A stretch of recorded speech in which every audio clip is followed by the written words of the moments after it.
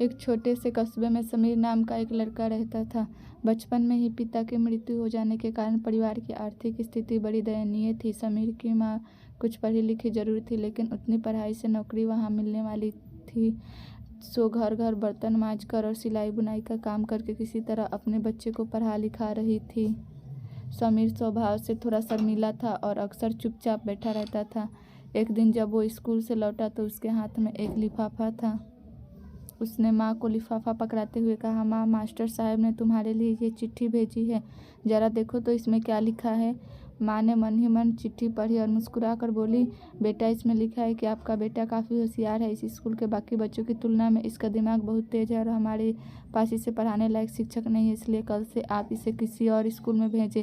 यह बात सुनकर समीर को स्कूल न जाने सकने का दुख तो हुआ, पर साथ ही उसका मन आत्मविश्वास से भर गया कि वह कुछ खास और उसकी बुद्धि तीव्र है। माँ ने उसका दाखिला एक अन्य स्कूल में करा दिया।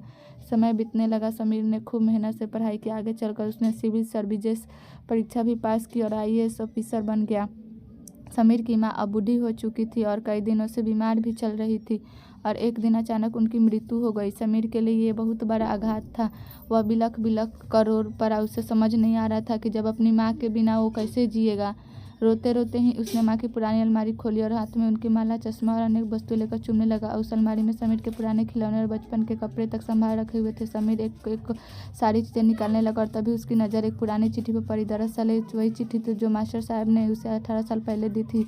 नम आंखों से समीर, आपको बताते हुए हमें अफसोस हो रहा है कि आपका बेटा समीर पढ़ाई में बहुत बेहद कमज़ोर है और खेल कूद में भी भाग नहीं लेता। जान पड़ता है कि उम्र के हिसाब से समीर की बुद्धि विकसित नहीं हो पाई है, अतः हम इसे अपने विद्यालय में पढ़ाने में असमर्थ हैं।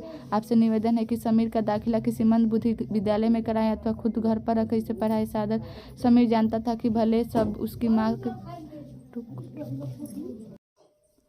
समीर जानता था भले अब उसकी माँ इस दुनिया में नहीं रही, पर वो जहाँ भी रहे उनकी ममता, उनका आशीर्वाद सदा उस पर बना रहेगा।